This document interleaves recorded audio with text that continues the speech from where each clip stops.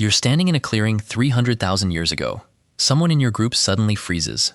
They're staring into the tree line. You look too. Something is there, something close, something that hasn't moved yet but will. There's no time to explain what it is, because language doesn't exist. Not English, not Chinese. Not even the very first human words. Nothing. And yet, within seconds, everyone in that group knows exactly what to do. Nobody speaks. Nobody shouts. Nobody says run.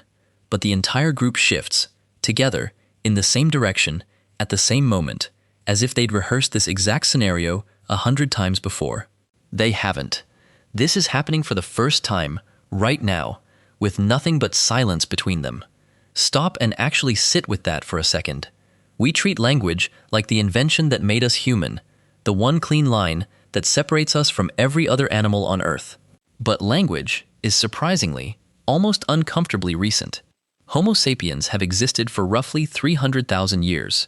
Many researchers believe the rich, complex, grammar-driven language we use today developed much later than that, and exactly when is still fiercely debated among anthropologists. Which means that for the overwhelming majority of our history, our ancestors were surviving, hunting, raising children, and passing down life or death knowledge without anything resembling modern language. No sentences, no grammar, no words for danger, or hunger, or love, and yet they were still thinking, still planning, still cooperating in ways sophisticated enough to keep an entire species alive through ice ages and predators and famine. So what was actually happening during those long, silent centuries? How exactly do you build a society, share knowledge, or survive as a coordinated group when nobody can simply turn to another person and say, "Follow me"? The answer isn't that our ancestors were somehow less intelligent than us. It's that they were running a completely different operating system for communication and survival, one so effective that traces of it are still quietly running inside your brain right now, today, whether you've ever noticed it or not. Let's start with the most basic question of all. If you can't say the word danger, how do you actually warn someone standing next to you? The answer is simple. You don't say it, you show it. Researchers who study human cognition call this joint attention, the ability to follow another person's gaze, or the line of a pointed finger, and instantly understand that they want you looking at the exact same thing they're looking at. It sounds simple. It is not simple at all.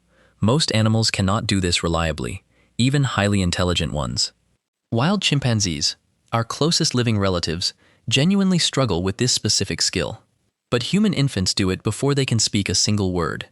A baby who doesn't yet have language will grab your face with both hands and physically turn your head toward whatever it desperately wants you to see.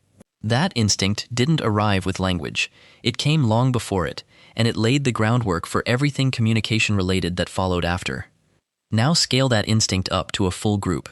The early humans standing in that clearing didn't need anyone to say the word predator.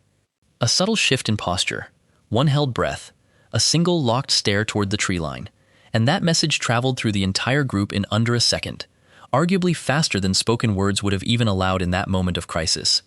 Here's the part that modern life makes surprisingly easy to forget entirely. You still do this constantly, every single day, without noticing. You feel tension in a room before a single word gets spoken. You know a friend is upset just from the set of their shoulders across a table. That's not some vague intuition you happen to develop. That's a communication system older than language itself, still fully operational, quietly running underneath every single conversation you have, whether you realize it's there or not. Then there's teaching, which might honestly be the most underrated mystery in all of human prehistory. Consider this. Stone tools dating back over 1,000,000 years, long before language existed in any form, show remarkably consistent design across huge geographic distances and enormous stretches of time. Someone crafting tools in one region was producing the same style of hand axe as someone hundreds of kilometers away, generation after generation, with barely any meaningful variation between them. That level of precision does not happen by accident, and it certainly doesn't happen through random guessing. It gets taught, deliberately, repeatedly, and correctly, over and over again. So how exactly do you teach another person to strike a stone at precisely the right angle, with precisely the right amount of force, without a single instructional word to guide them? You do exactly what skilled craftspeople still do today whenever words genuinely fail them. You demonstrate. You physically place their hands exactly where your hands go. You watch closely as they attempt it themselves. You wince visibly when they get the angle wrong, and you nod with clear approval when they finally get it right. Anthropologists refer to this as social learning through imitation, and it turns out to be a staggeringly effective teaching method, arguably more effective than most verbal instruction ever could be. It's precisely how apprentices have learned physical trades for thousands of years, even long after language fully existed, simply because certain knowledge lives entirely in the body, not in words. Your ancestors didn't need a manual, a textbook, or a lecture. They needed patient hands, careful eyes, and someone willing to watch closely enough to correct the mistake the very next time.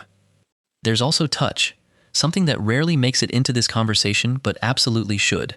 In the wider primate world, grooming was never just about hygiene.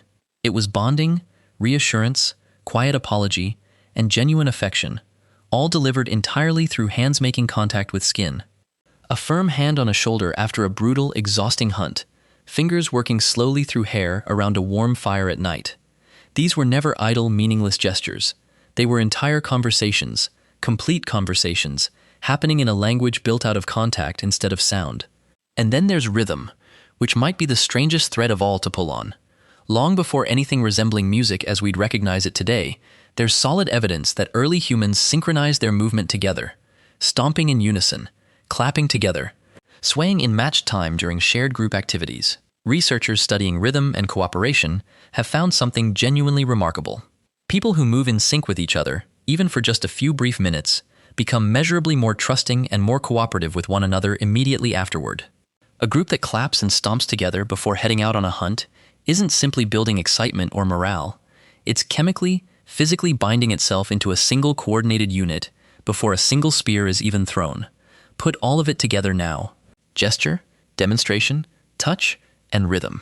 What you get is a fully functional, remarkably sophisticated survival system, built entirely without a single spoken word, and it carried our species through hundreds of thousands of brutal years of ice ages, predators, and famine. That old operating system never actually got deleted. It's why a simple hand on your arm can still say more than an entire paragraph ever could. Somewhere in that clearing, 300,000 years ago, none of your ancestors could say, "I understand." But they already did.